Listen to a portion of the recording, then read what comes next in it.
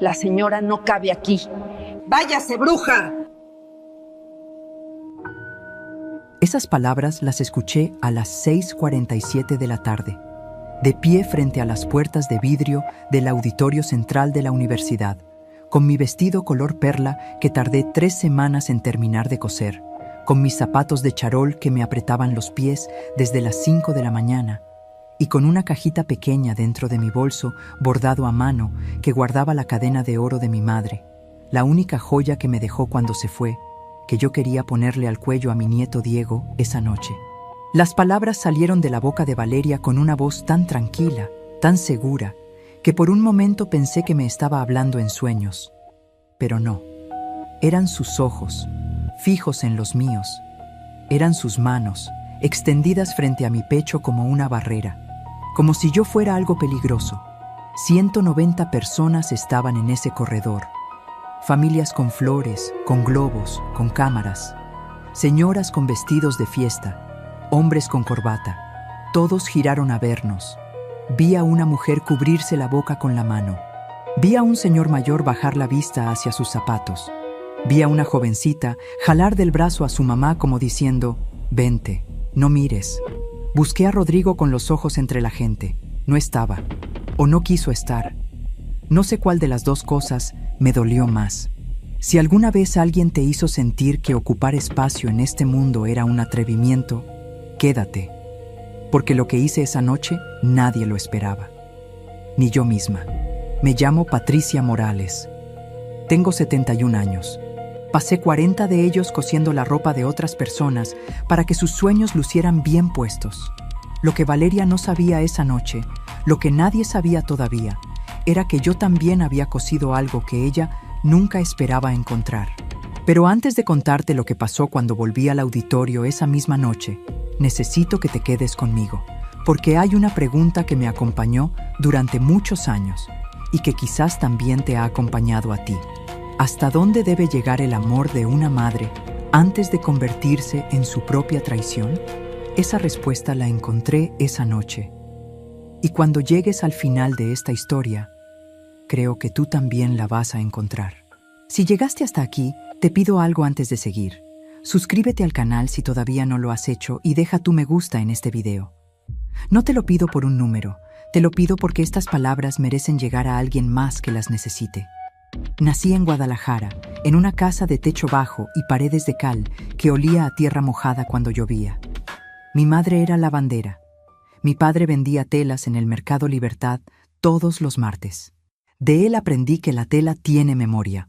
Si la tratas bien, te dura toda la vida. Si la fuerzas, se rompe por donde menos lo esperas. Aprendí a coser a los 9 años, sentada sobre una caja de madera porque no alcanzaba el pedal de la máquina. A los 16 ya hacía vestidos de quinceañera para las familias del barrio. A los 22 tenía mis propias clientas. No era un negocio grande. Era una habitación al fondo de mi casa con una mesa de corte de pino, 3 máquinas Singer y una libreta de tapas azules donde apuntaba cada medida con lápiz, porque las medidas del cuerpo de una mujer cambian con los años y yo necesitaba saberlo. A los 24 conocí a Fernando. Él era técnico de aire acondicionado y llegó a mi taller a reparar el ventilador del techo que llevaba 3 semanas descompuesto. Se quedó 1 hora más de lo necesario. Me preguntó si podía volver el martes. Me casé a los 25. A los 27 nació Rodrigo. Rodrigo fue mi mundo. No lo digo con orgullo fácil, lo digo porque es la verdad más exacta que conozco. Cuando Fernando murió de un infarto a los 42 años, Rodrigo tenía 16. Yo tenía 43. Esa noche, con mi hijo dormido en el cuarto de al lado y el cuerpo de Fernando todavía frío en el hospital, me hice una promesa frente al espejo del baño. Rodrigo iba a terminar la universidad. Rodrigo iba a tener lo que yo no pude. Rodrigo no iba a saber lo que era trabajar sin red. Cosí durante 23 años para cumplir esa promesa. Vestidos de novia, uniformes escolares, manteles de fiesta, cortinas, trajes de bautizo. Mis manos lo saben. En cada nudillo cargo las marcas de las agujas, las cicatrices pequeñas de las tijeras, la piel más gruesa en la punta del índice derecho de tanto jalar el hilo. Pero Rodrigo se graduó de ingeniero. Y yo estaba en primera fila ese día, con un vestido que cosí yo misma en color rojo, porque Fernando me dijo una vez que el rojo era el color de las personas que no se rinden. Rodrigo conoció a Valeria 2 años después de graduarse. Era secretaria en la empresa donde él trabajaba. Bonita, sí, organizada, sí, pero desde la primera vez que la vi, sentí algo que no supe nombrar durante mucho tiempo. No era celos, no era envidia, era algo más quieto, más frío. Como cuando metes la mano en agua y el agua está a un grado más baja de lo que esperabas. En la boda me pusieron en la mesa del fondo. Valeria dijo que era por la disposición del salón. Yo no dije nada. Cuando Diego nació y Rodrigo me llamó llorando de felicidad a las 2:14 de la madrugada, fui al hospital con un ajuar que había bordado a mano durante 5 meses. Valeria lo miró un segundo, dijo, «¡Qué lindo!» y lo puso a un lado sin terminarlo de abrir. Yo no dije nada. Cuando la pareja se mudó al departamento que yo les presté, el departamento que compré con 20 años de ahorro, el único bien que me quedó después de pagar la universidad de Rodrigo, el único bien que tenía a mi nombre, Valeria cambió los muebles y repintó las paredes sin preguntarme. Yo no dije nada. Durante 16 años no dije nada. Hay un silencio que parece paciencia, pero en realidad es miedo. Miedo a perder a tu hijo. Miedo a que te llamen metida, controladora, suegra difícil. Miedo a quedarte sola. Ese miedo tiene un sabor, es amargo y se instala en la garganta, justo debajo de donde nace la voz. Y entonces llegó la noche del 23 de noviembre. Diego iba a graduarse de la universidad. El mismo sueño que yo había tenido para Rodrigo, cumplido ahora en la siguiente generación. Llevaba 3 semanas cosiendo mi vestido color perla, escogiendo cada botón, midiendo cada dobladillo con la misma libreta de tapas azules de siempre. No era vanidad, era una forma de decir, estoy aquí, existo, importo. Llegué al auditorio a las 6:35 de la tarde. Caminé por el corredor de entrada sintiendo el olor a perfume mezclado con flores frescas y el ruido de conversaciones felices por todos lados. Me acomodé el bolso en el brazo. Me sentí bien, me sentí digna. Fue ahí, frente a las puertas de vidrio, que Valeria me detuvo. Ya lo sabes, ya escuchaste sus palabras. Lo que pasó después, ninguno de los 190 lo esperaba. Di media vuelta. Caminé por el pasillo sin correr, sin voltear, sin que nadie me viera doblar las rodillas, aunque por dentro me temblaban. Salí al estacionamiento. Me senté en una banca de cemento junto a un árbol de fresno, cuyas hojas ya estaban amarillas. No lloré. Me sorprendió no llorar. Solo sentía un peso enorme en el pecho y las manos frías, muy frías, aunque esa noche no hacía frío. Metí la mano al bolso. Saqué el teléfono. Abrí los borradores. Y encontré el mensaje que llevaba guardado ahí desde hacía exactamente 18 días, esperando este momento. Lo mandé. Luego me puse de pie, me acomodé el vestido color perla, tomé el bolso con las 2 manos y esperé junto al árbol de fresno mientras el cielo se ponía oscuro. Pero hay algo que todavía no te he contado. Algo que yo sabía esa noche y que Valeria no sabía. Algo que comenzó no en ese estacionamiento, no en esa entrada, sino en una oficina fría con escritorio de vidrio y piso de mármol, 4 semanas antes de esa noche. Más adelante vas a entender por qué ese mensaje lo escribí 18 días antes de mandarlo. Y cuando lo entiendas, también vas a entender por qué, cuando Valeria me vio regresar por esas puertas de vidrio 20 minutos después, con la persona que caminaba a mi lado, le temblaron las manos. Cuando Fernando murió, yo tenía 38 años y una cuenta en el banco con 4,500 pesos, un taller con 3 máquinas de coser, una casa con hipoteca y un hijo de 16 años que esa noche se quedó parado en el umbral del cuarto mirando la cama vacía de su padre como si esperara que alguien le explicara qué iba a pasar ahora. La cama estaba tendida, las almohadas en su lugar. Todo igual que siempre. Y eso era lo más difícil de ver. que el cuarto no sabía todavía lo que había perdido. Nadie se lo explicó. Fui yo quien lo abracé. Fui yo quien lloré primero para que él pudiera llorar después sin sentir que tenía que ser el fuerte. Fui yo quien al día siguiente, con los ojos todavía hinchados y el corazón todavía roto en pedazos que ni siquiera había tenido tiempo de contar, abrí el taller a las 7 de la mañana y puse a calentar el café y encendí la primera máquina, porque los vestidos de quinceañera de 3 clientas me esperaban para el fin de semana y yo no podía darme el lujo de parar. Rodrigo se levantó esa mañana, bajó al taller en pijama y me dijo: «Mamá, voy a conseguir trabajo para ayudarte». Le dije que no, con mucha calma. Le dije: «Tu trabajo es ir a la escuela. Mi trabajo es que puedas ir». Eso fue todo. No hubo discusión. Rodrigo se fue a bañar y yo me senté frente a la máquina y cosí hasta las 11 de la noche. Las manos me temblaban de cansancio, pero no me detuve. No podía. Si me detenía, pensaba en Fernando. Si pensaba en Fernando, no terminaba el vestido. Y si no terminaba el vestido, no cobraba. Y si no cobraba, no pagaba la hipoteca. Las ecuaciones del duelo, cuando eres madre sola, no te dan tiempo de llorar en orden. El duelo tiene que esperar su turno, como todo lo demás. Esos años fueron los más duros de mi vida y también los más honestos. Nada sobraba. Nada se desperdiciaba.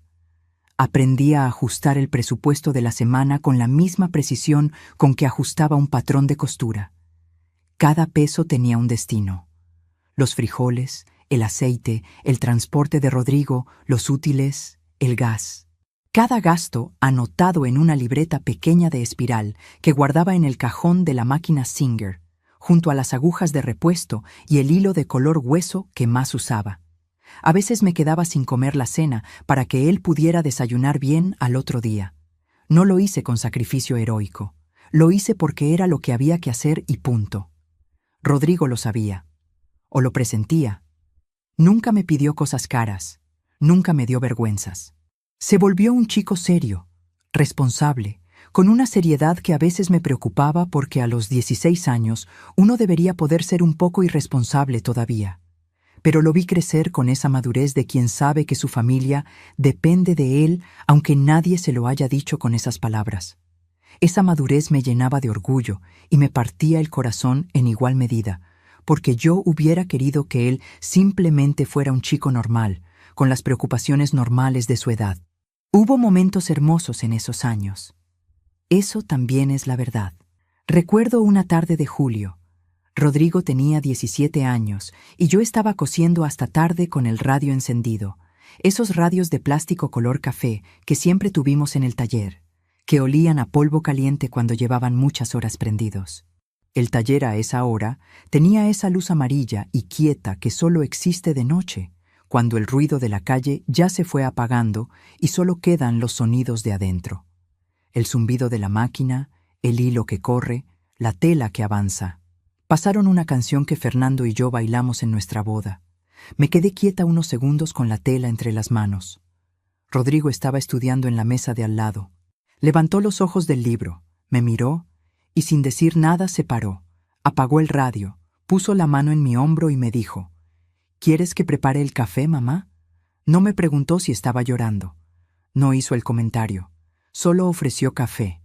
Era tan parecido a Fernando en ese momento, en el gesto, en la voz, en esa manera de hacerse presente sin invadir, que tuve que morder la mejilla por dentro para no desmoronarme frente a él. Así era Rodrigo. Así lo conocí yo. Cuando entró a la universidad tuve que vender el carro de Fernando para pagar la inscripción. No dudé. Firmé los papeles en la notaría sin sentarme siquiera. El carro era viejo, pero era lo último que olía a él. Lo supe al momento de entregar las llaves y no dije nada. Cuando sacó su primera calificación alta, me mandó un mensaje a las 9 de la mañana que decía solo: «Gracias, mamá». Esas 2 palabras me las leí 4 veces seguidas mientras estaba en el taller con la tela en las manos y el sol entrando por la ventana lateral, ese sol de mañana que calentaba el piso de mosaico y hacía brillar el polvo que flotaba entre las telas. Esas 2 palabras valían más que cualquier cosa que me hubiera podido comprar con el dinero del carro. Rodrigo tardó 5 años en graduarse. 5 años en los que yo cosí 7 días a la semana sin excepción. Hubo meses en que trabajé con fiebre.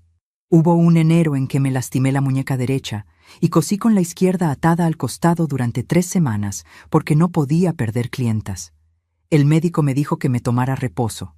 Le dije que sí con la cabeza. Volví al taller al día siguiente con la muñeca vendada y la misma libreta de pedidos abierta sobre la máquina. El día de la graduación de Rodrigo me puse el vestido rojo. Ya te lo conté. Pero lo que no te conté es que en la primera fila, cuando le pusieron la toga y el birrete, y él buscó mi cara entre el público y me encontró, y me hizo un gesto pequeño con la mano, solo para mí, un gesto que decía, «Aquí estoy, mamá, lo logramos». Sentí que Fernando también estaba ahí. No de manera mística ni exagerada. Solo sentí que algo se cerraba y algo nuevo empezaba. Que el sacrificio había tenido un destino real y concreto. Que todos esos vestidos cosidos de noche, todas esas cenas que no comí, todas esas mañanas con los ojos hinchados, habían llegado a algún lugar, y que ahora podía soltarlo. Fue el día más feliz de mi vida. Y 2 años después, Rodrigo me presentó a Valeria. Aquí necesito hacer una pausa, porque durante mucho tiempo me pregunté si lo que sentí desde el principio fue prejuicio de suegra o fue intuición. Durante mucho tiempo me culpé a mí misma. Pensaba, a lo mejor soy yo la del problema. A lo mejor fui tan protectora con él que ninguna mujer me iba a parecer suficiente. A lo mejor lo sobreprotegí tanto que no lo dejé ser libre. ¿Será que yo lo hice así? ¿Será que soy yo la que no sé soltar? Me hacía esa pregunta mirando el techo de noche, en ese pequeño cuarto que rentaba y que olía a madera vieja y a ropa limpia. Esa pregunta me comió por dentro durante años. Y mientras me la hacía, Valeria fue instalándose en la vida de mi hijo con la misma paciencia y precisión con que el agua se filtra por una grieta que nadie ve. Al principio era solo incomodidad. Cuando íbamos a comer los domingos, Valeria llegaba tarde o cancelaba de último momento. Rodrigo me explicaba siempre con razones distintas, que el trabajo, que el tráfico, que no se sentía bien. Yo asentía. No decía nada. En la boda, ya te lo dije, me pusieron en la mesa del fondo. Rodrigo dijo que era la disposición del salón. Yo asentí. No dije nada. Aprendí muy pronto que mi silencio era la moneda con la que compraba mis momentos con él. Pero hay una cosa que no te conté de esa boda. Hay un momento que guardé guardado en la memoria durante 16 años y que solo ahora entiendo en su verdadera dimensión. Fue durante el brindis. Valeria tomó el micrófono y agradeció a todos. Agradeció a sus padres por haberle dado todo. Agradeció a sus hermanas. Agradeció a los amigos. Luego bajó el micrófono. Se sentó. Rodrigo me buscó con los ojos desde la mesa principal. Vi que tenía la boca un poco abierta, como quien va a decir algo pero no sabe cómo empezar. Valeria le puso la mano en el brazo. Rodrigo bajó la vista, levantó su copa, brindó. Mi nombre no se mencionó en ese micrófono. Yo tenía en la mano una servilleta de tela blanca que fui doblando en cuadros más y más pequeños mientras el salón aplaudía. La doblé 4 veces. 8 cuadros perfectos. Luego la puse sobre la mesa con cuidado, como si fuera un objeto delicado que no quería romper. A mi alrededor la gente reía, alzaba las copas, tomaba fotos. Yo miraba esa servilleta doblada y pensaba en los vestidos de quinceañera, en las madrugadas, en la muñeca vendada, en el carro de Fernando. Era la misma sensación de las agujas, algo que se clava despacio, sin aviso, y solo duele de verdad cuando ya está adentro. Los años siguieron. Diego nació y creció. Me dejaban verlo los domingos si yo no llegaba sin avisar, si no me quedaba más de 2 horas. Si no le traía dulces porque Valeria regulaba el azúcar, si no le contaba ciertos cuentos porque ella consideraba que le daban miedo. Yo acepté todas las condiciones. Aprendí a medir mis visitas con la misma exactitud con que medía las telas. A no pasar de la raya, a no exigir, a ser la abuela permitida, la abuela de agenda. Pero Diego me quería. Eso Valeria no pudo regularlo. Cuando llegaba yo, él corría hacia la puerta. Me abrazaba con esa fuerza de niño chico que mete la cabeza debajo de tu brazo como si quisiera meterse adentro de ti. Me decía, «Abuela Patri, cuéntame algo». Y yo le contaba. Le contaba de las telas, del mercado Libertad, de su bisabuelo que vendía géneros y conocía a cada tela por el sonido que hacía al caer. Le contaba despacio, con cuidado, guardando cada minuto como quien guarda agua en las manos. Esos momentos con Diego eran el único lugar donde yo era completamente yo. Hace 3 años, algo cambió. Rodrigo me llamó un lunes por la tarde. Me dijo que él y Valeria querían hablar conmigo. Fui al departamento, mi departamento, el que compré con 20 años de trabajo, el que les presté cuando se casaron sin pedirles renta, sin escrituras, sin nada de nada porque Rodrigo era mi hijo y lo que era mío era de él. Entré por esa puerta que yo misma había pintado de blanco un año antes de prestárselos, con mis propias manos, una tarde de sábado con Rodrigo de 16 años alcanzándome el rodillo. Nos sentamos en la sala. Valeria tenía una carpeta sobre las piernas. La abrió. Sacó unos documentos. Me explicó, con voz tranquila y técnica, que ellos querían regularizar la situación del departamento, que era incómodo vivir en un espacio que legalmente no era de ellos, que lo más sano para la familia era que yo les transfiriera la propiedad, que ellos me harían un pago justo, y que así todos quedaríamos en paz. Un pago justo, sobre el departamento que yo compré. Miré a Rodrigo. Rodrigo miraba sus manos sobre las rodillas. No levantó los ojos. En ese momento pensé en aquella mañana en que bajó en pijama al taller y me dijo que iba a conseguir trabajo, en cómo lo mandé a bañarse y puse las manos en la máquina, en lo que hice para que él pudiera estar sentado ahí, en ese sillón, mirando sus manos. Dije que necesitaba pensarlo, que era una decisión importante. Valeria asintió con una sonrisa que no llegaba a los ojos y guardó los documentos en la carpeta con movimientos lentos y cuidadosos, como si ya supiera que era cuestión de tiempo. Esa noche llegué a mi casa, al pequeño cuarto que rentaba desde hacía 2 años porque el departamento ya no tenía espacio para mí, según Valeria, y me senté en la silla frente a la ventana. No encendí la luz. Me quedé en la oscuridad escuchando los ruidos de la calle, una moto que pasaba, un perro, el portón de la vecina, los mismos ruidos de siempre, pero esa noche los escuché de otra manera, como quien escucha con la guardia baja. Aunque todavía no sabía lo que iba a pasar la noche del 23 de noviembre, algo dentro de mí ya había tomado una decisión que no tenía nombre todavía. Solo era una sensación en el pecho, fría, quieta y completamente segura, como cuando sabes que una costura está bien hecha sin necesitar medirla. Necesito detenerme un momento aquí, porque mientras te cuento esto, pienso en cuántas personas me están escuchando ahora mismo que también lo dieron todo, que cosieron, que trabajaron, que se callaron, que aceptaron condiciones que nunca debieron aceptar y que recibieron tan poco a cambio, que aprendieron a medir sus visitas, que guardaron servilletas dobladas en la memoria, que también tuvieron una noche oscura sin encender la luz. ¿Tú también viviste algo parecido? Escríbeme en los comentarios. Quiero leer lo que viviste. Quiero que sepas que no estás solo, no estás sola, y que lo que sientes tiene nombre, aunque nadie a tu alrededor se lo quiera poner. Mientras estaba sentada en esa banca de cemento, junto al árbol de fresno, con el cielo volviéndose morado, y el ruido de la fiesta adentro del auditorio, llegando apenas amortiguado por los vidrios, me di cuenta de algo que nunca había visto con tanta claridad. Llevaba 16 años esperando que Rodrigo me defendiera. 16 años construyendo excusas para él en mi propia cabeza. Que Valeria lo manipulaba, que él no sabía, que en el fondo me quería, que era la presión de ella, no la decisión de él. 16 años fabricando una versión de mi hijo que me resultara soportable. 16 años mirando la realidad de reojo porque de frente no la aguantaba.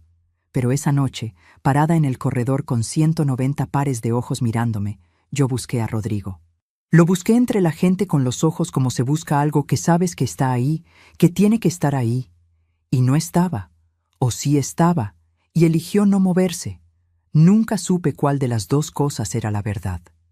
Y esa noche, sentada en esa banca, entendí que las dos opciones eran igual de devastadoras, que una madre no debería tener que elegir entre esas dos versiones de su hijo. Abrí los borradores del teléfono. El mensaje lo había redactado 18 días antes, una tarde de jueves, en que Rodrigo me llamó para decirme que en la graduación de Diego había pocos lugares y que sería mejor que yo no fuera porque iba a ser un evento muy cargado, muy emocional, y él no quería que yo me sintiera incómoda. Así dijo, que yo no me sintiera incómoda, como si el problema fuera mi incomodidad y no la razón por la que yo la tendría, como si el incendio fuera culpa del humo y no del fuego. Esa noche abrí el teléfono y escribí el mensaje. No lo mandé. Lo guardé en borradores porque algo en mí todavía esperaba que las cosas fueran distintas. Que Rodrigo me llamara y me dijera, «Mamá, ven, claro que ven. ¿Cómo no vas a venir?» Esperé 18 días ese llamado. No llegó. Lo que llegó fue Valeria en la puerta del auditorio diciéndome que me fuera. Con esa voz pausada, técnica, casi amable, que era la forma que ella tenía de clavarle el cuchillo a alguien sin que nadie en la sala lo viera. El mensaje era para el licenciado Mendoza. El licenciado Arturo Mendoza era notario público. Llevaba 32 años ejerciendo. Tenía su oficina en la calle Juárez, número 44, piso 3, y era el mismo notario que había firmado la escritura del departamento cuando yo lo compré. Lo conocía desde hace muchos años. Era cliente de mi taller. Yo le cosía los trajes a su esposa desde antes de que Rodrigo terminara la secundaria. Era un hombre serio, preciso, de los que anotan todo en papel aunque tengan computadora, de los que miran a los ojos cuando te hablan y guardan silencio cuando hay que guardarlo. El mensaje decía, «Licenciado Mendoza, soy Patricia Morales. Necesito una cita urgente. Es sobre el departamento de insurgentes. Tengo todo lo que me pidió. Estoy lista». Lo mandé a las 7:02 de la tarde, sentada en esa banca, con el árbol de fresno encima y las hojas amarillas cayendo despacio sobre el piso de cemento. Cayendo sin prisa, sin drama, como caen las cosas que ya cumplieron su ciclo. Ahora ya sabes lo que hice esa noche en el estacionamiento. Pero lo que todavía no sabes es lo que pasó 3 semanas antes de esa noche, dentro de una sala de espera con sillas de plástico azul y olor a papel y a café recalentado, mientras esperaba que me llamaran a la ventanilla del banco. Tengo que llevarte ahí, porque ahí empezó todo. 3 semanas antes de la graduación, Rodrigo me llamó un miércoles por la mañana.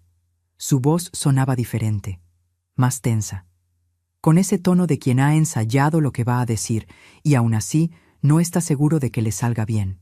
Me dijo que necesitaban hablar, que Valeria y él habían hablado mucho, que habían reflexionado y que querían pedirme que firmara los documentos del departamento antes de fin de mes porque estaban considerando venderlo y necesitaban la escritura a su nombre para poder proceder. Venderlo.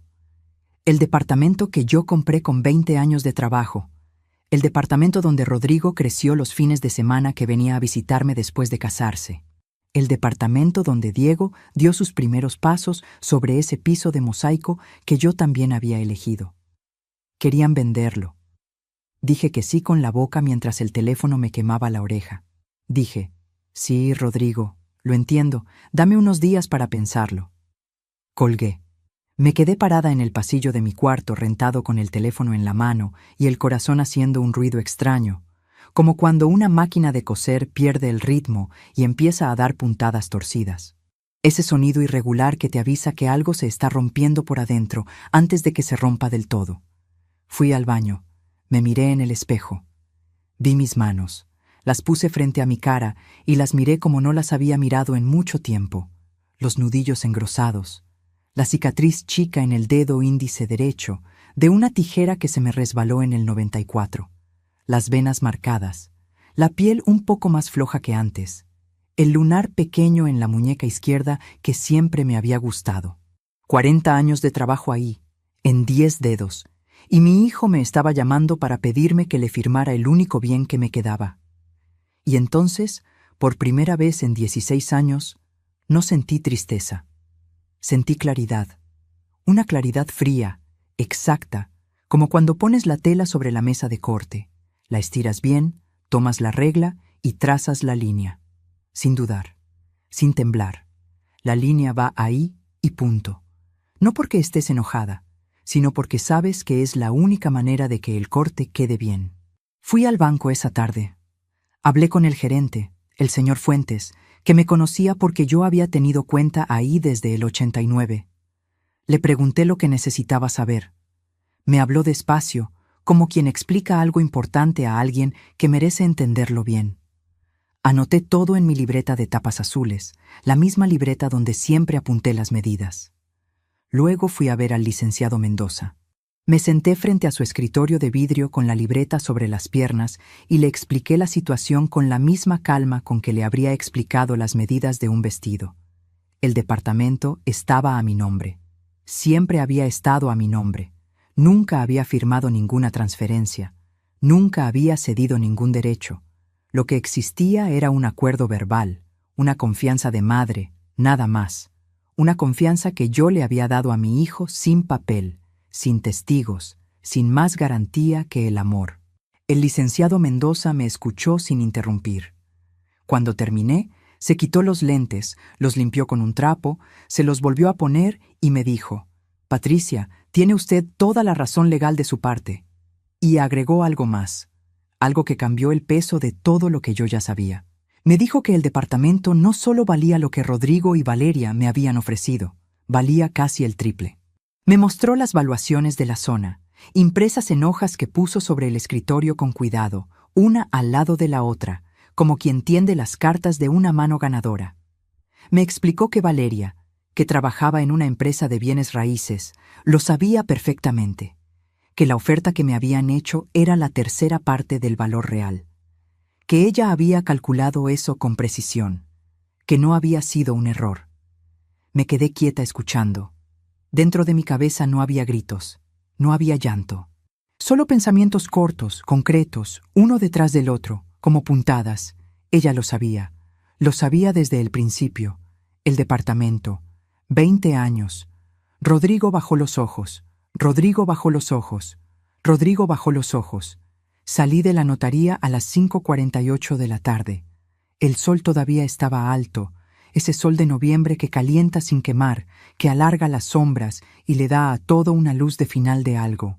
Caminé 3 cuadras hasta el parque que queda cerca de la oficina del licenciado Mendoza y me senté en una banca distinta a la de ese estacionamiento, pero del mismo tipo, cemento, frío, sin respaldo. Me quedé ahí 35 minutos sin pensar en nada, solo mirando a una paloma que picoteaba un pedazo de tortilla junto a la fuente. La paloma no tenía prisa, no tenía plan, solo picoteaba. Después de los 35 minutos, abrí la libreta de tapas azules en una página nueva. Escribí una sola frase: lo que se construye solo, solo se defiende. La leí una vez, la dejé secar. Luego empecé a escribir la lista. Antes de contarte lo que había en esa lista, necesito pedirte algo muy simple. Si llegaste hasta aquí, suscríbete al canal y deja tu me gusta en este video. No tardas nada. Y me ayuda a seguir trayéndote historias como esta. La lista tenía 4 puntos. No era una lista de venganza. Era una lista de actos concretos, legales, silenciosos, que yo podía hacer sin pedirle permiso a nadie porque todo lo que estaba en esa lista era mío. Solo mío. Siempre había sido mío. Yo simplemente había olvidado que tenía el derecho de usarlo. O quizás no lo había olvidado. Quizás había elegido no usarlo porque usarlo significaba admitir que lo necesitaba. El primer punto era el más importante y el más urgente: no firmar nada. Ningún documento, ninguna transferencia, ningún papel que Valeria pusiera frente a mí. Ninguno, con cualquier excusa o sin ninguna. El licenciado Mendoza me explicó que mientras no firmara, el departamento era completamente mío. Sin discusión, sin tribunal, sin nada. Una línea tan simple que me pregunté cuánto tiempo había pasado sin verla. El segundo punto era reunir todos los documentos originales. La escritura, los pagos de predial de 20 años, los comprobantes bancarios, las fotografías del departamento del año en que lo compré. Todo estaba guardado en una caja de cartón en el closet de mi cuarto rentado, dentro de una bolsa de plástico sellada, porque yo siempre había guardado los documentos importantes en bolsas de plástico selladas desde que Fernando me enseñó que el papel y la humedad son enemigos. Esa fue una de las cosas que me enseñó Fernando que nunca olvidé. El tercer punto era hablar con alguien. No con Rodrigo, no con Valeria, con alguien que me escuchara sin agenda, sin interés propio, sin miedo a Valeria. Pensé en una persona, solo una persona que conocía la historia desde el principio y que llevaba años esperando, con la paciencia callada de quien sabe que no puede apurar lo que otro tiene que ver por su cuenta, que yo abriera los ojos. El cuarto punto lo dejé en blanco esa noche.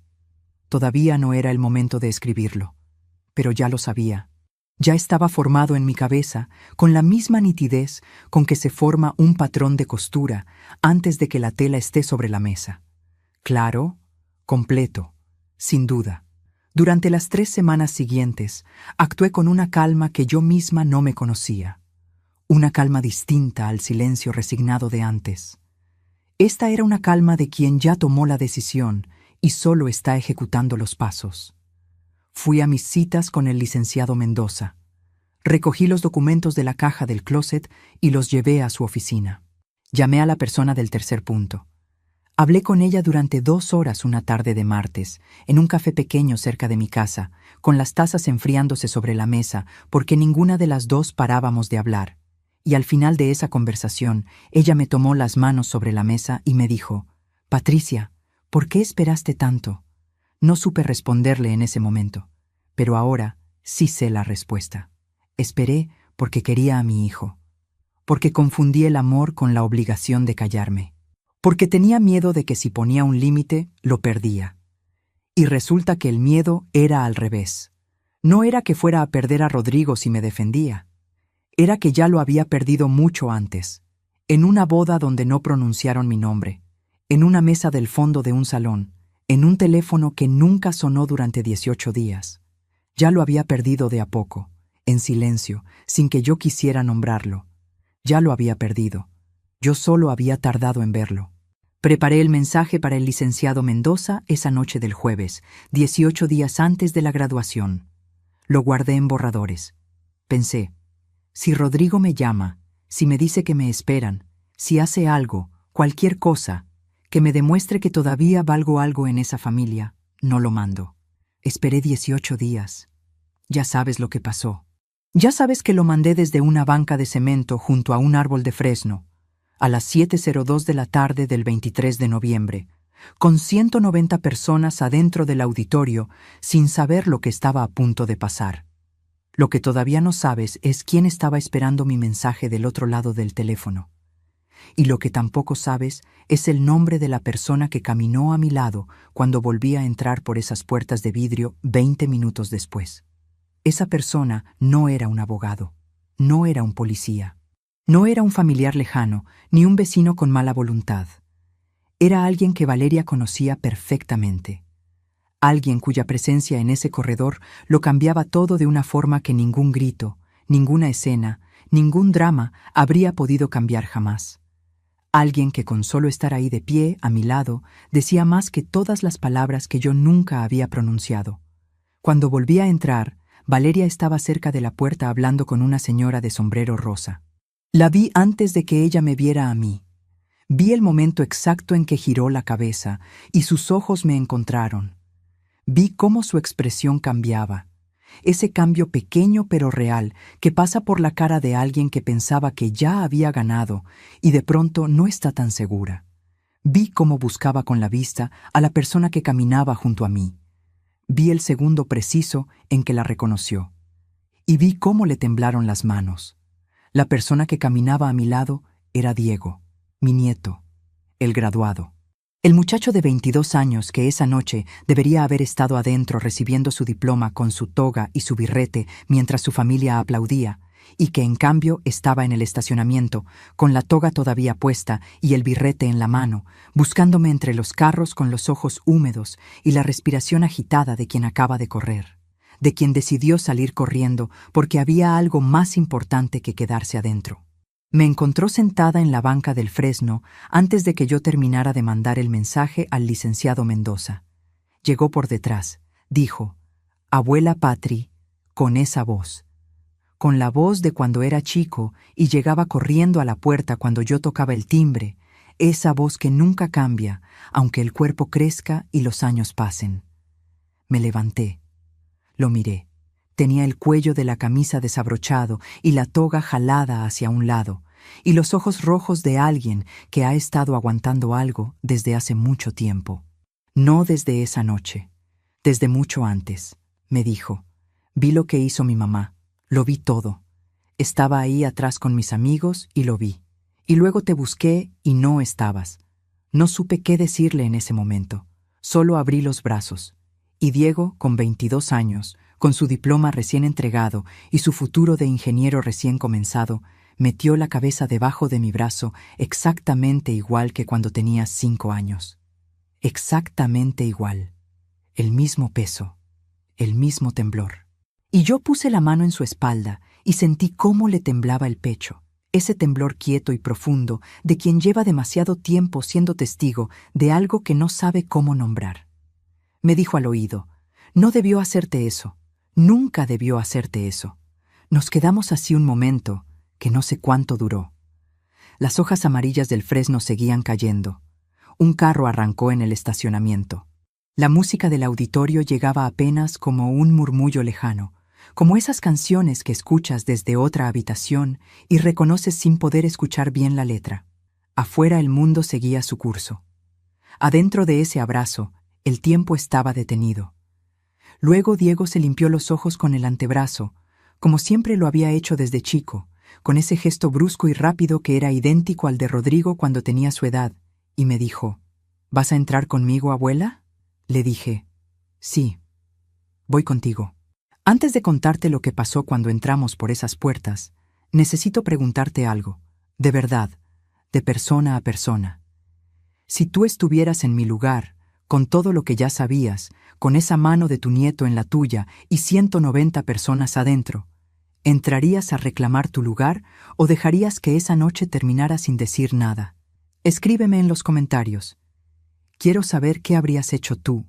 Diego me ofreció el brazo como si fuera él quien me llevara a mí, y no al revés, y caminamos juntos por el corredor de entrada con ese paso de los dos que no tenía prisa, pero tampoco tenía miedo. Con ese paso de quien ya no tiene nada que esconder ni nada que pedir permiso para hacer. Valeria estaba junto a la puerta hablando con la señora del sombrero rosa. Vi el momento en que me vio. Vi el momento en que vio a Diego a mi lado, con la toga, con el birrete en la mano, caminando pegado a mí como si quisiera dejar claro dónde estaba parado. Vi cómo sus labios dejaron de moverse a mitad de una frase. La señora del sombrero rosa siguió hablando sin darse cuenta de que Valeria ya no la escuchaba. Vi cómo Valeria buscaba a Rodrigo con los ojos, ese movimiento rápido e involuntario de quien necesita apoyo y lo busca antes de pensar. Vi cómo sus manos, esas manos que me había extendido frente al pecho como una barrera 2 horas antes, buscaban algo en qué sostenerse y no encontraban nada. Le temblaban. Las dos, visiblemente. Diego me soltó el brazo y me dijo en voz baja: «Te guardo el asiento de enfrente, abuela, el que siempre debió ser tuyo». Y se fue adentro con la toga ondeando, sin mirar atrás, con esa seguridad de quien acaba de tomar la decisión más importante de la noche. Me quedé sola frente a Valeria. La gente seguía moviéndose a nuestro alrededor. Familias que no sabían nada, señores con corbata, jovencitas con flores. El mundo siguiendo su curso como si nada, mientras entre Valeria y yo había un espacio de 3 metros que pesaba más que todos los años de silencio juntos. 3 metros y 16 años. Fui yo quien caminó hacia ella. Me detuve a 1 metro. La miré a los ojos. Ella abrió la boca. La volvió a cerrar. Yo no levanté la voz. No hice un gesto brusco. No me puse a llorar. Hablé en el mismo tono con que siempre le había hablado, ese tono tranquilo y educado que ella probablemente confundió durante 16 años con debilidad, que no era debilidad, nunca lo había sido.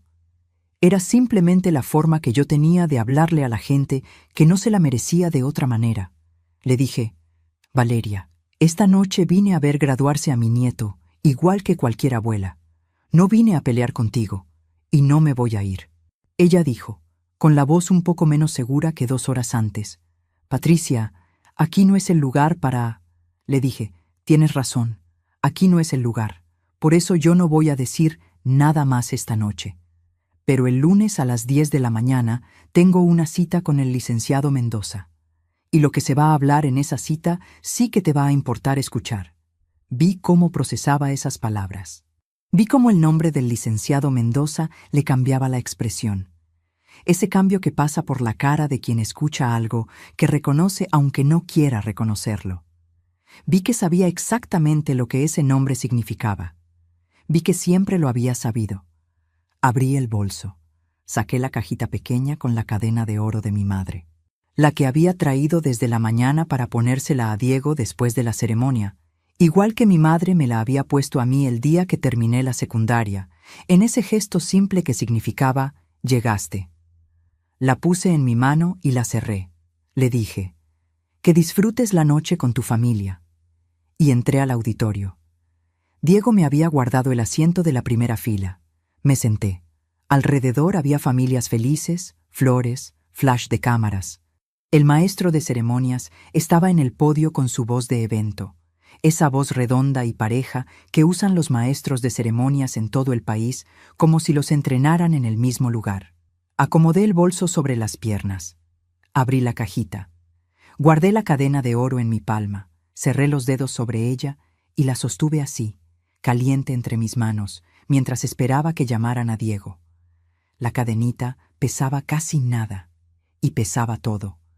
Busqué a Rodrigo en la fila de egresados.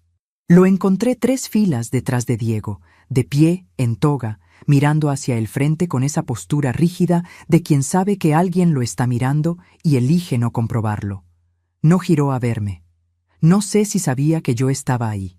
Esa noche decidí que ya no importaba.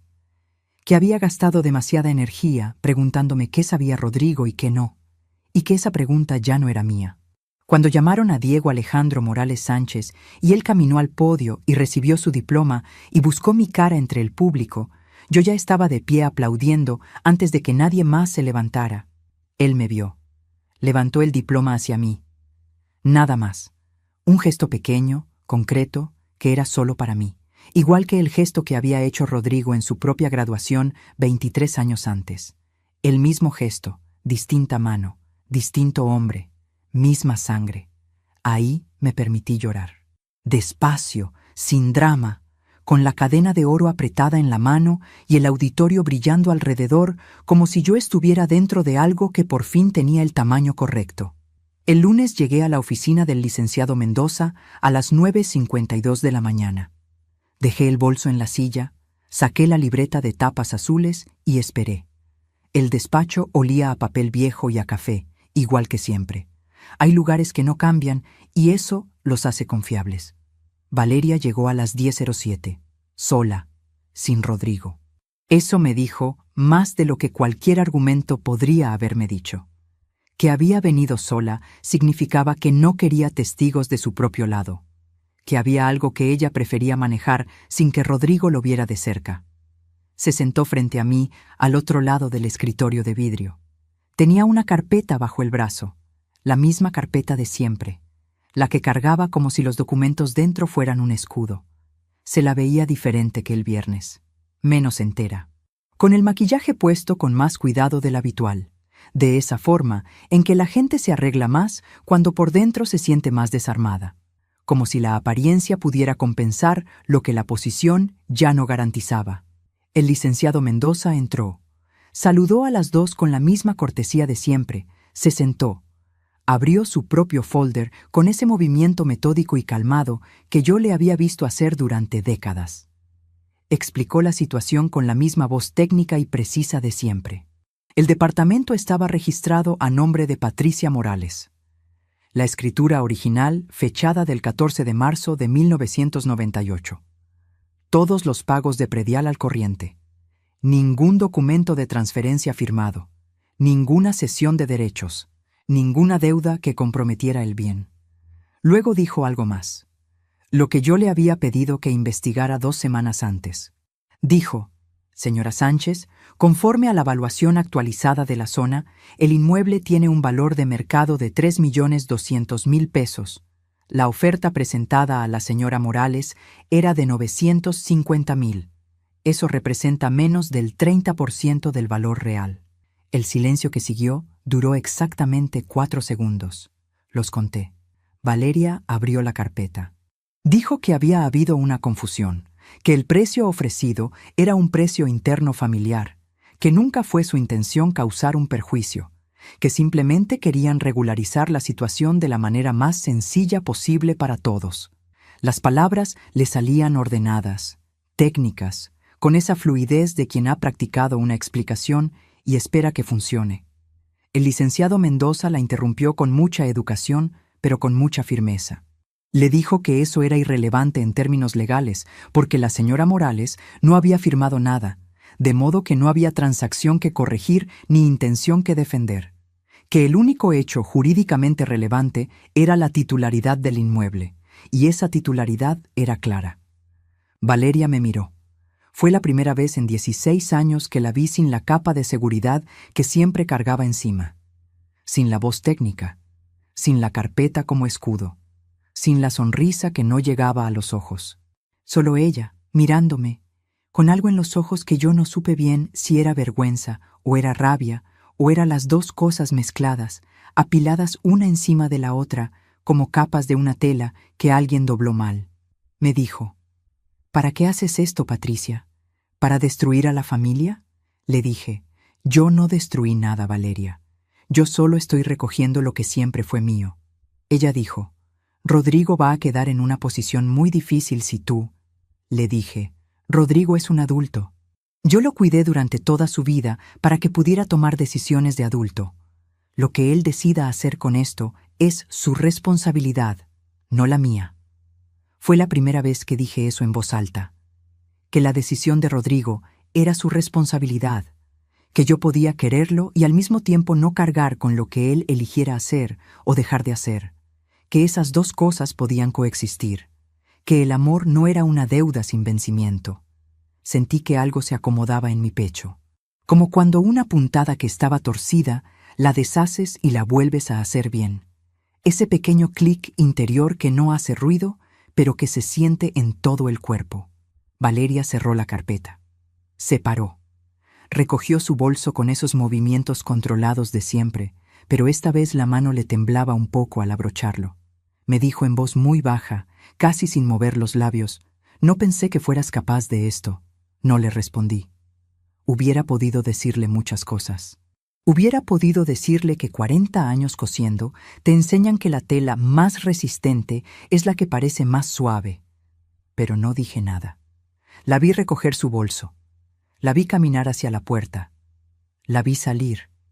Cuando se cerró la puerta, el licenciado Mendoza me miró por encima de sus lentes y me dijo: «¿Seguimos con los trámites, Patricia?» Le dije que sí. Firmé los primeros documentos ese mismo lunes. No era una venta. No era una transferencia a favor de Rodrigo ni de Valeria. Era el inicio de un procedimiento diferente, uno que yo había pensado con calma durante aquellas 3 semanas de lista en la libreta de tapas azules. Uno que no necesitaba de ningún permiso, de ninguna aprobación, de ningún acuerdo que dependiera de alguien más. Solo de mi firma. La misma firma que había puesto en la escritura original en 1998, con Fernando a mi lado y Rodrigo esperando afuera en el carro, porque era muy chico para entender lo que significaban esos papeles. El cuarto punto de la lista, el que había dejado en blanco esa primera noche en el parque, era este. El departamento no se le daría a Rodrigo. Tampoco se vendería por ahora. Se pondría en fideicomiso, a nombre de Diego. Diego, que tenía 22 años, que acababa de graduarse, que esa noche en el estacionamiento me había buscado entre los carros con los ojos rojos y la toga puesta y me había dicho: No debió hacerte eso, abuela. Diego, que no me lo había dicho por obligación ni por estrategia. Me lo había dicho porque lo sentía, porque era la clase de hombre que ya era, y esa clase de hombre no se fabrica solo. Se construye con años de cuentos en voz baja, de visitas medidas con cuidado, de cadenas de oro de bisabuela que se guardan para el momento correcto. El departamento que compré con 20 años de trabajo no iba a desaparecer en una venta conveniente. Iba a quedarse en la familia, pero iba a quedar protegido por la ley de una forma que ni Valeria ni nadie pudiera mover sin el consentimiento de Diego cuando cumpliera 25 años. Era la decisión más silenciosa y más definitiva que había tomado en mi vida. No necesitaba ser ruidosa para ser poderosa. Las mejores costuras nunca se ven por fuera. Rodrigo me llamó esa misma tarde. No contesté. Me mandó un mensaje que decía: «Mamá, necesitamos hablar». Guardé el teléfono en el bolso y seguí caminando por la calle Juárez hacia la parada del camión. El sol de noviembre calentaba las banquetas y la gente pasaba a mi alrededor con sus propias vidas, sus propios bolsos, sus propios lunes. Yo caminé despacio, sin prisa, sin ese peso antiguo en el pecho que había cargado durante 16 años. Me llamó al día siguiente. Tampoco contesté. Al tercer día apareció en la puerta de mi cuarto rentado a las 7 de la tarde. Toqué el timbre. Escuché sus pasos en la escalera, esos pasos que reconocía desde que era un niño bajando al taller en pijama. Abrí la puerta. Lo vi, mi hijo, 51 años. Los mismos ojos de Fernando cuando estaba preocupado, esa forma de fruncir ligeramente el ceño que siempre me había partido el corazón. La misma forma de pararse con los brazos un poco separados del cuerpo, como si no supiera dónde poner las manos cuando no tenía nada que hacer con ellas. Me dijo: «Mamá, ¿podemos hablar?». Lo miré unos segundos, vi a mi hijo. Vi también al hombre que había bajado los ojos sobre sus rodillas mientras Valeria sacaba documentos de una carpeta. Las dos imágenes en el mismo cuerpo, en la misma cara, en el mismo umbral de mi puerta. Le dije: «Pasa». Se sentó en la silla frente a la ventana, la misma donde yo me había sentado en la oscuridad tantas noches escuchando los ruidos de la calle. El mismo lugar donde había tomado decisiones que él todavía no sabía que yo había tomado. Yo me senté en la cama. Entre nosotros había una mesita chica con una taza de café que yo acababa de prepararme y que ya estaba fría. Un silencio que tampoco era nuevo. Rodrigo se pasó la mano por el pelo, ese gesto nervioso que hacía desde los 16 años cuando no sabía cómo empezar algo. Dijo: «Lo que hizo Valeria en la entrada del auditorio no estuvo bien. Lo sé. Me lo dijo Diego esa misma noche y también lo habló conmigo». Le pregunté: «¿Tú sabías que Valeria iba a hacer eso?». Se quedó callado 3 segundos. 3 segundos que los dos escuchamos. Dijo: «No exactamente así, no exactamente así». Guardé esa frase. La guardé completa, tal como salió de su boca, con esas 4 palabras y ese silencio que venía antes y el que vino después, en el mismo lugar donde guardaba las cosas que no se pueden responder de inmediato, pero que tampoco se pueden olvidar. En el mismo lugar donde había guardado la servilleta doblada, el brindis sin nombre, los 18 días de teléfono callado. Le dije: «Rodrigo, yo te quiero. Eso nunca va a cambiar. Pero hay cosas que ya no pueden seguir como estaban. No porque yo quiera castigarte, sino porque yo también merezco estar bien». Abrió la boca. La cerró. Bajó los ojos a sus manos sobre las rodillas, esa postura exacta que yo había visto en la notaría cuando Valeria sacó la carpeta. Las mismas manos que yo había tomado miles de veces, que había lavado cuando era chico, que había curado cuando se raspaba, que había soltado el día que se casó en una boda donde no dijeron mi nombre. Lo que dijo en ese momento, lo último que esperaba escuchar de su boca después de todo lo que había pasado, me dejó sin palabras durante varios segundos. No porque fuera una explicación, no porque fuera una disculpa completa ni perfecta, sino porque era la primera vez en mucho tiempo que mi hijo hablaba sin que Valeria estuviera en la misma habitación. Y esas palabras fueron las que decidieron todo lo que vino después. Rodrigo dijo: «Mamá, ella me dijo que si yo no conseguía que tú firmaras el departamento, se encargaría de que Diego nunca más me hablara, que inventaría mentiras sobre mi pasado y sobre ti para ponerlo en nuestra contra y alejarnos de él para siempre. Tenía miedo de perder lo único bueno que me queda, el respeto de mi hijo. No supe cuánto tiempo pasé sin hablar. Solo recuerdo que miré la taza de café frío sobre la mesita y pensé en lo perfectamente diseñado que había sido todo. La carpeta con los documentos, el precio que era menos de la tercera parte del valor real. La forma en que Valeria me había hecho sentir durante años que pedir lo mío era un atrevimiento, una exageración, un problema mío de carácter. Y ahora esto, mi hijo, reducido a obedecer por miedo a perder a su propio hijo. Una trampa construida con tanta paciencia y tanta precisión que ni él ni yo la habíamos visto completa hasta ese momento. Una trampa que usaba el amor como material de construcción. Le dije, ¿y tú le creíste? Rodrigo tardó en responder. Cuando lo hizo, su voz era pequeña, de una manera que no le conocía desde que era adolescente, desde aquellas mañanas en que bajaba al taller en pijama y no sabía cómo decirme lo que quería decirme. Dijo, «Tenía miedo, mamá. Diego es lo más importante que tengo». Le dije, «Diego también es lo más importante que tengo yo». Nos quedamos callados los dos. El cuarto rentado hacía el silencio de los cuartos pequeños, ese silencio que amplifica todo, el goteo del grifo del baño, un carro que pasaba en la calle, el ruido de mis propias manos sobre las rodillas. Un silencio que no era cómodo, pero que era honesto, y en ese momento la honestidad valía más que la comodidad. Le dije, «Rodrigo, lo que Valeria te dijo sobre Diego fue una mentira para controlarte. Ningún juez en este país le daría la custodia a una madre que usa a su hijo como moneda de cambio. Pero eso tú tenías que saberlo. Tenías que buscar información. Tenías que defender tu lugar de padre en vez de entregarle el mío de abuela. Porque cuando uno entrega el lugar de otro para proteger el propio, tarde o temprano queda sin ninguno de los dos». Él bajó la cabeza. No dijo nada. Y en ese silencio cabía todo. Los 16 años, la mesa del fondo, el brindis sin mi nombre, los domingos con horario limitado, la llamada donde me dijo que no fuera a la graduación porque podría sentirme incómoda. Cabía también otra cosa que yo no dije en voz alta pero que sentí con claridad, que Rodrigo no era solo víctima, que había elegido creerle porque era más fácil que desobedecer, que el miedo a Valeria y el miedo a mí habían convivido en él durante años, y que yo había pagado la parte que me tocaba de ese miedo sin haberlo generado.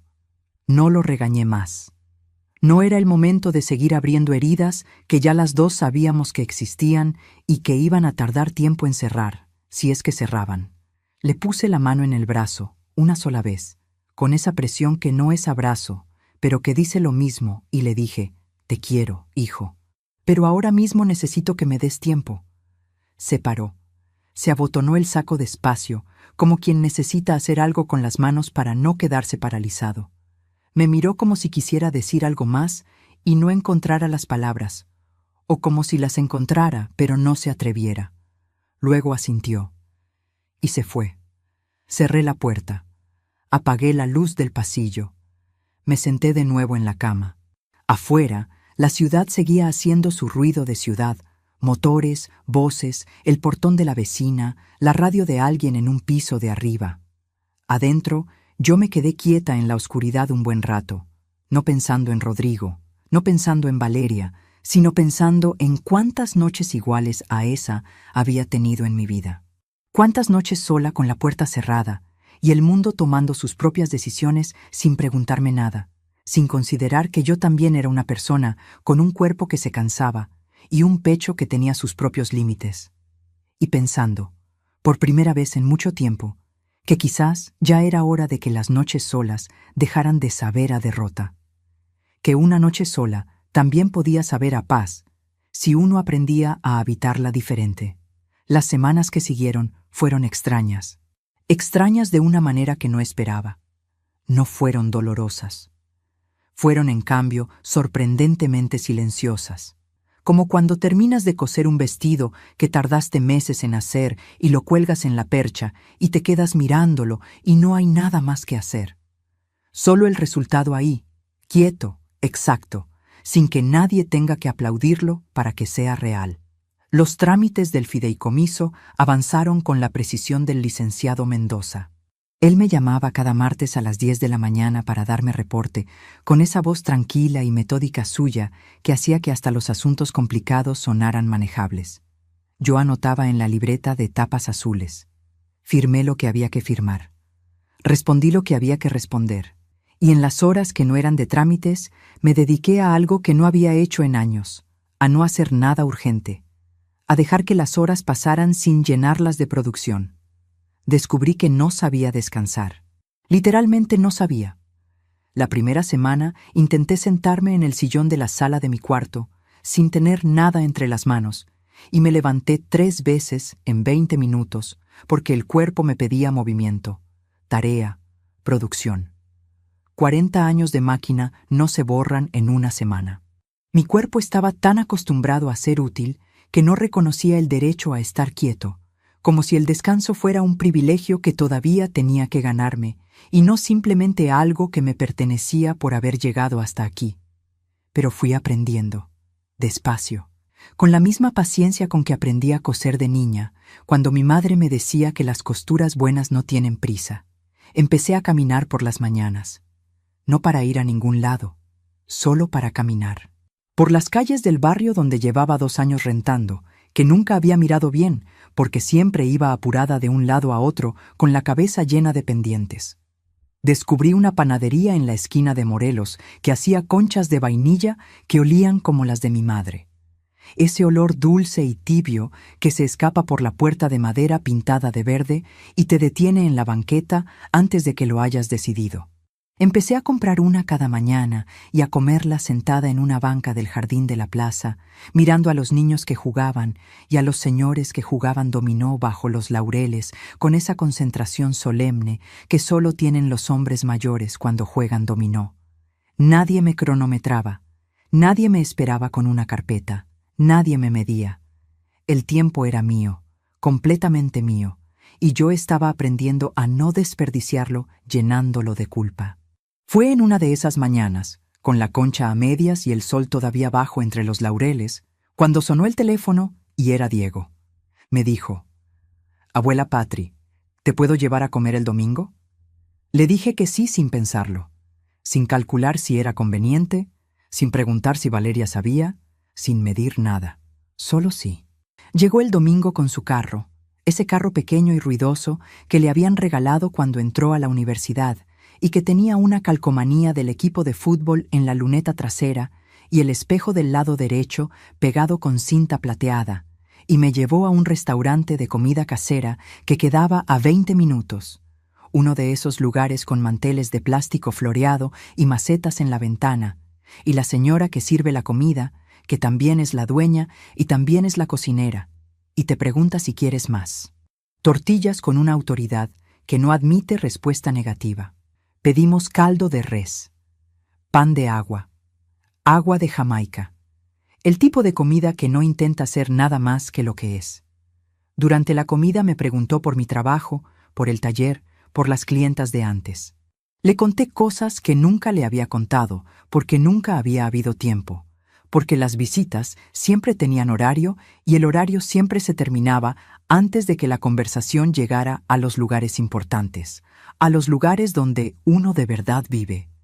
Le conté de las quinceañeras, de la señora Refugio, que venía desde Tlaquepaque a que le hiciera sus vestidos de fiesta y siempre traía tamales de elote como pago extra. Le conté de la vez que cosí el traje de novia de una muchacha en 48 horas, porque el otro costurero le había fallado, y ella lloraba en la puerta de mi taller con la tela en los brazos y los ojos tan hinchados que apenas podía ver. Y yo le dije: «Entra, siéntate, te preparo un café, y mañana a las 10 tienes tu vestido». Diego se rió. Una risa franca, de las que no se ensayan. Me preguntó si todavía cosía. Le dije que no, que hacía 2 años que no abría las máquinas, que las tenía guardadas bajo sábanas viejas, en un cuarto que olía a naftalina y a tiempo detenido. Me dijo: «¿Las extrañas?». Me quedé pensando de verdad, sin apurarme a responder. Le dije: Las extraño como se extraña a una persona. Con esa mezcla de cariño y cansancio que uno siente por la gente que estuvo mucho tiempo a tu lado, que te dio mucho y también te costó mucho, y a la que no sabes si quieres volver a ver o solo quieres seguir recordando desde la distancia. Diego asintió lentamente, con esa seriedad joven que tiene la gente que escucha de verdad. Y en ese momento me di cuenta de algo que me sacudió por dentro, que me cayó encima de golpe como cae el agua fría. Mi nieto me escuchaba de verdad, con los ojos en los míos, sin el teléfono en la mano, sin mirar el reloj, sin una agenda detrás de sus preguntas, sin medir cuánto tiempo llevábamos sentados. Me escuchaba como se escucha a alguien cuya historia importa, como se escucha a alguien que existe. Eso era lo que Valeria nunca había podido regularme, la forma en que Diego me quería. Mientras tanto, de Valeria llegaban noticias a través de fuentes indirectas, de la manera en que siempre llegan las noticias en las familias, fragmentadas, filtradas, llegando en el momento menos esperado. Llegaban por Rodrigo, que me empezó a mandar mensajes cortos cada tantos días, mensajes que no pedían nada, que no tenían fondo ni trampa, que solo decían cosas pequeñas como: hoy fui al mercado y vi conchas de vainilla y pensé en ti. O, el técnico de la calefacción vino hoy y me acordé del papá, de cómo él siempre decía que había que revisar los tubos antes de noviembre. Mensajes que yo guardaba sin responder todavía, porque necesitaba más tiempo para saber qué quería decirle desde un lugar que fuera mío, y no una reacción a lo que él necesitaba escuchar, pero que también guardaba con cuidado, en esa parte del pecho donde uno guarda las cosas que todavía duelen, pero que ya no quiere tirar. Rodrigo me contó, una tarde en que lo llamé por primera vez desde aquella visita a mi cuarto, con esa voz de quien no esperaba que sonara el teléfono y no sabe todavía si alegrarse o prepararse, que Valeria había pedido una separación temporal, que se había ido a casa de su hermana con unas maletas, que Diego, que ya tenía departamento propio desde que se graduó, un departamento pequeño y limpio, con una planta en la ventana que él mismo regaba, había hablado con su padre y con su madre por separado, y a los dos les había dicho lo mismo, que los quería a los dos, pero que no iba a ser mensajero de ninguno, que él tenía su vida y que los dos tenían que resolver la suya. Me pareció que eso era lo más sabio que podía haber dicho alguien de 22 años. Más sabio que muchas cosas que yo había dicho a esa edad y durante mucho tiempo después. De Valeria no supe más en esos meses. No la busqué, no le mandé mensajes, no le guardé rencor de manera activa, porque guardar rencor activo es un trabajo que consume energía y tiempo y atención. Y yo ya no tenía nada de eso que desperdiciar en cosas que no me daban nada a cambio. Lo que había pasado, había pasado. Lo que yo había decidido, lo había decidido con claridad. No necesitaba seguir revisando ninguna de las dos cosas. Lo que sí hice fue abrir las máquinas de coser. Un sábado de marzo, casi 4 meses después de la graduación de Diego, fui al cuarto donde tenía guardadas las 3 Singer desde que me había mudado al cuarto rentado.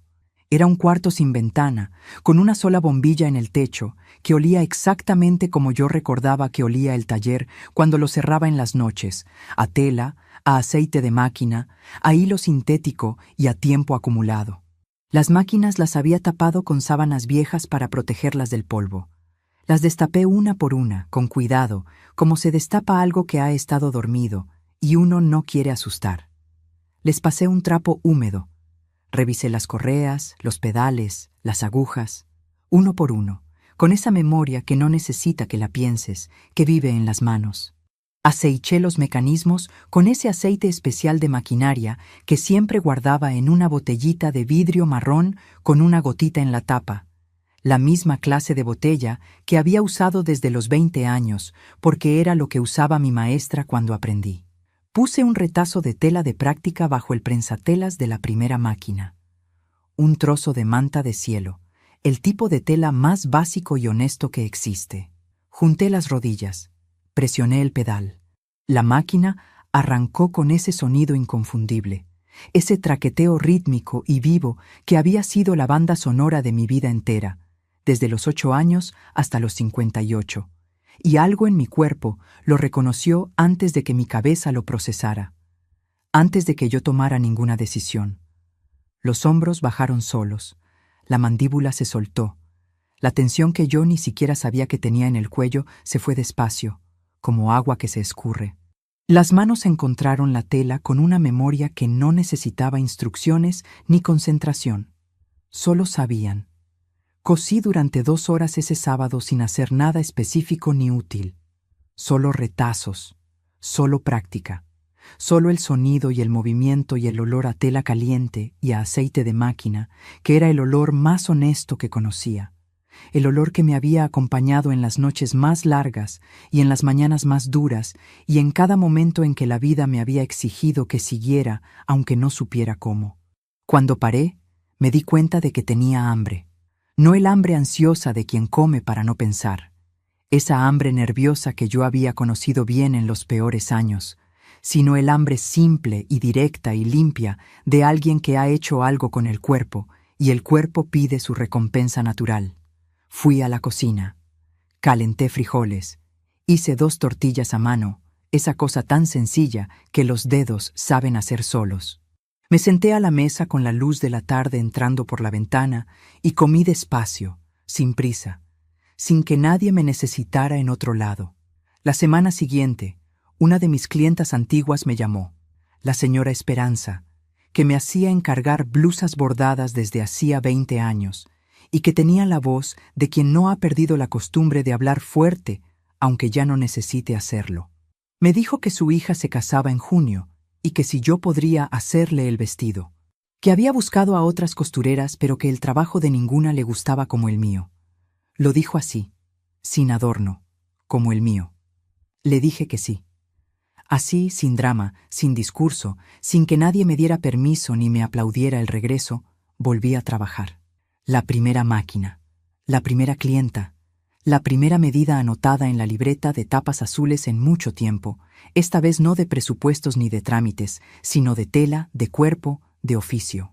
3 meses después de eso, Diego me llamó un jueves por la mañana con esa voz suya de quien tiene buenas noticias, pero las dice tranquilo, sin alaraca. Me dijo que el licenciado Mendoza necesitaba que fuéramos los 2 a firmar unos papeles del fideicomiso. Los últimos, los definitivos. Fuimos juntos en el carro pequeño y ruidoso con la calcomanía del equipo. Entramos al edificio de la calle Juárez. Subimos al 3er piso. Nos sentamos frente al escritorio de vidrio que yo había visto tantas veces en los últimos meses que ya conocía hasta el rayón pequeño en la esquina derecha. El licenciado Mendoza explicó los términos finales con la misma voz pausada de siempre, señalando cada punto en los documentos con el dedo, sin apurarse, sin dar nada por sobreentendido. Cuando terminó, Diego firmó en la línea que le correspondía con una pluma que el licenciado le prestó, una pluma de tinta negra con el nombre de la notaría grabado en el costado.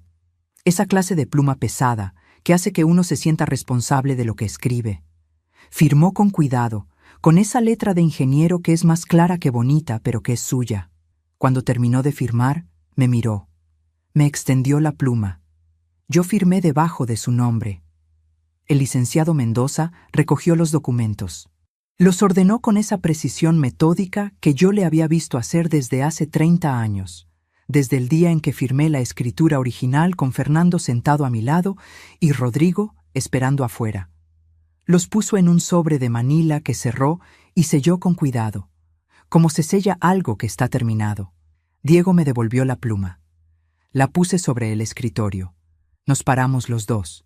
Él me ofreció el brazo igual que esa noche en el auditorio, con ese mismo gesto suyo que era a la vez espontáneo y solemne, que no había aprendido de nadie, sino que simplemente era él.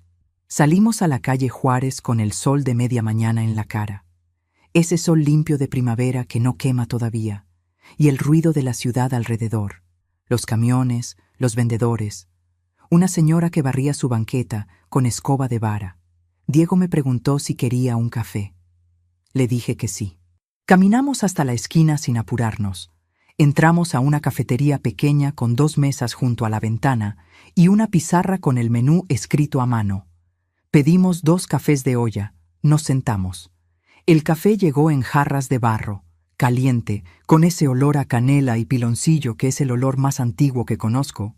Diego envolvió su taza con las 2 manos para calentárselas, ese gesto de hombre joven que todavía no ha aprendido a no tener frío, y me miró y me dijo, sin introducción, sin preámbulo, con la misma sencillez con que me había dicho las cosas más importantes esa noche en el estacionamiento. Abuela Patri, yo nunca voy a vender ese departamento. No respondí de inmediato. Miré mi taza. Miré el vapor que subía despacio y se deshacía en el aire del local. Miré sus manos alrededor de la suya.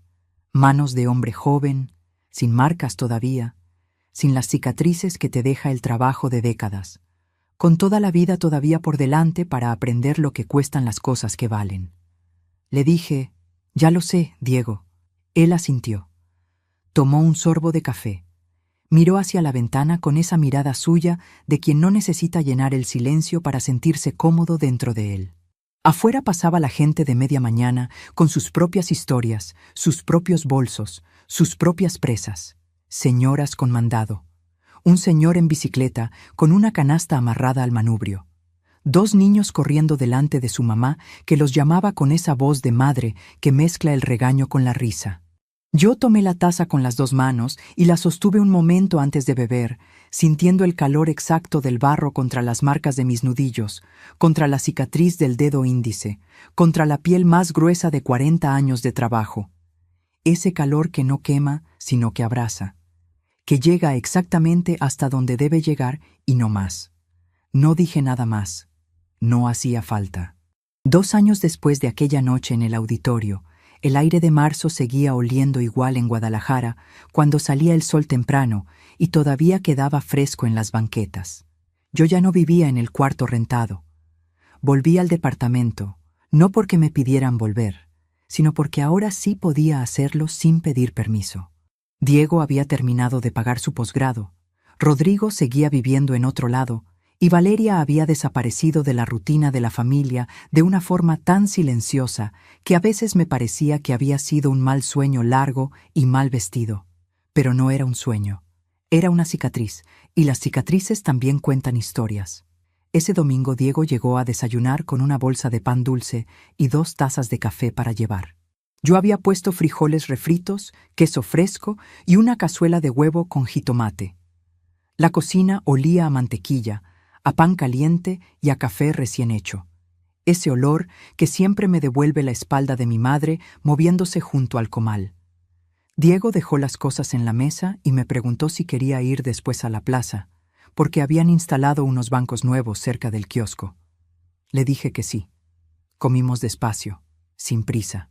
Él me contó del trabajo, de una obra que estaba supervisando en el centro de la ciudad, de un jefe que hablaba demasiado y de un compañero que siempre llegaba con la camisa arrugada. Yo le conté de una clienta nueva que quería un vestido azul marino para la boda de su nieta y de que había vuelto a coser tul, algo que no hacía desde hacía años. Diego se rió y me dijo, «¿Todavía tienes esa mano, abuela?» Le dije, «La mano nunca se va. Lo que se va a veces es el ánimo». Después del desayuno guardé los platos. Me até un chal ligero sobre los hombros y me senté un momento junto a la ventana. Vi pasar a Rodrigo desde la calle antes de que tocara el timbre. Habíamos aprendido a vernos con calma. Ya no había urgencia, ni reclamaciones, ni esa tensión escondida que antes se metía en cualquier conversación como humo bajo la puerta. Entró con una bolsa de fruta. Se quitó los zapatos en el recibidor, como siempre hacía de niño cuando sabía que yo no quería tierra en la sala. Se sentó en la mesa y me dijo que traía mangos y plátanos. Lo miré. Seguía teniendo la cara de su padre cuando estaba cansado. Seguía bajando la vista cuando se sentía culpable. Pero había algo distinto en él ahora. Una especie de honestidad tardía. De hombre que ya no necesita aparentar que todo está bien. Me dijo, «Mamá, vine a darte esto». Sacó un sobre amarillo. Dentro había una copia del acuerdo final del departamento, con el sello del notario, la firma de Diego y la mía, y una nota breve escrita a mano por Rodrigo. Decía, «Sé que llegué tarde, pero gracias por no dejarnos perdernos del todo. No supe qué decir. Me quedé mirando la letra, que era la misma letra torcida que usaba en la universidad cuando me dejaba papelitos sobre la mesa de la cocina. Rodrigo levantó la mirada y dijo: «Yo sé que no te pedí perdón como debía. Lo sé. Y sé que no hay una sola frase que arregle todo lo que hice por miedo». Me quedé callada un segundo.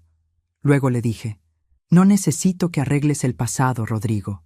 Necesito que no vuelvas a entregarle tu voz a nadie». Él asintió despacio. Se le humedecieron los ojos, pero no lloró. A esta edad, uno aprende que llorar no siempre es el problema. A veces el problema es llorar tarde, sin haber entendido antes de qué se trataba la herida. Fue la primera vez en mucho tiempo que pude mirarlo sin sentir que tenía que defenderme de él o salvarlo de algo. Era mi hijo, nada más y nada menos. Un hombre que tuvo miedo, que se equivocó, que tardó demasiado, pero que al menos había empezado a entender que el amor de una madre no se cobra ni se amenaza. Se cuida, se honra o se pierde. Valeria no volvió a entrar en esa conversación, ni en esa mesa, ni en mi cocina. Su nombre dejó de aparecer en boca de Diego hace meses, y Rodrigo lo pronunciaba solo cuando era inevitable, con esa prudencia que tienen las personas cuando ya descubrieron que ciertas historias no merecen más oxígeno del necesario. Yo no deseaba su caída. Deseaba algo más simple: distancia, claridad y paz. Y eso fue lo que llegó. Aquella tarde, después de que Rodrigo se fue, Diego y yo salimos a la plaza con los vasos de café que habían sobrado. Nos sentamos en un banco nuevo, de esos que todavía huelen a madera recién barnizada cuando el sol les pega por primera vez. A un lado nuestro, un niño perseguía una pelota roja. Una señora alimentaba palomas con migas de bolillo. El kiosco tenía flores moradas colgando de los bordes. Diego sacó del bolsillo una llave pequeña. Me la puso en la palma. Le pregunté: «¿Y esto?». Me dijo: «Es la copia de tu llave del departamento, por si algún día se te queda adentro la otra, por si llego yo y tú estás dormida, por si necesitas salir y volver sin llamar a nadie». Tomé la llave entre los dedos. Era liviana y fría, tan pequeña que cualquiera habría dicho que no significaba nada, pero yo sabía leer los objetos. Una llave no pesa por el metal, pesa por lo que abre, pesa por lo que te devuelve. La cerré en la mano un momento. Luego la guardé en el bolsillo del vestido. No dije nada, Diego tampoco. Nos quedamos viendo a la gente pasar. Había paz en ese silencio. Una paz trabajada, ganada, con bordes reales. Más tarde, al volver al departamento, abrí la ventana de la sala. Entró el aire tibio de la tarde con olor a lluvia lejana. Me quité los zapatos. Fui hasta el cuarto donde tengo las máquinas de coser. Pasé la mano por la mesa. Encendí una lámpara. El cuarto quedó iluminado con esa luz amarilla que siempre vuelve más suave todo lo que toca. Sobre la mesa había un vestido a medio hacer, uno azul marino con hilo dorado en el borde del cuello. Era para la nieta de la señora Esperanza. Extendí la tela con ambas manos. Sentí la textura bajo las yemas. Apreté los labios un segundo. Luego tomé la regla, marqué con tiza y empecé a coser. La máquina hizo ese sonido que yo conocía desde niña, ese ritmo de corazón viejo que todavía sabe encontrar el paso. Y mientras la aguja bajaba y subía, pensé en algo simple, no en grandes verdades, no en frases bonitas. Pensé solo esto: llegué demasiado tarde a muchas cosas, pero no a mi propia vida. Si esta historia te tocó algo por dentro, si en algún momento sentiste que estabas escuchando tu propia historia, deja tu me gusta. Suscríbete al canal para que esta clase de palabras siga llegando a personas que todavía necesitan escucharlas. Y si conoces a alguien que hoy mismo necesita un poco de fuerza, una hermana, una amiga, una vecina, tu mamá, compártelo con ella. A veces una historia no termina cuando se acaba. A veces apenas empieza a abrirle la puerta a alguien más.